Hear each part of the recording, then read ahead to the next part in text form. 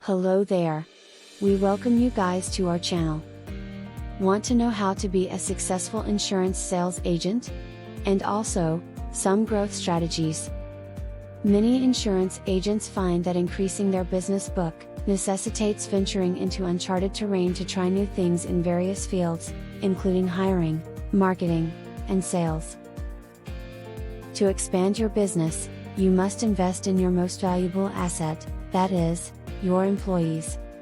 They are the agency's lifeblood, so the value of investing in them early on, and continuing to train them is obvious. Setting goals is the first step in achieving your personal and agency development objectives for a successful insurance agency. It becomes challenging to get anywhere if you don't know where you want to go. Set and write your daily goals, and check in on your longer-term goals for a few minutes per day.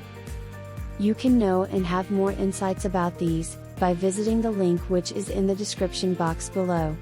Also, if you liked the video, please do give it a thumbs up, share, and subscribe to our channel as well. Thank you for watching.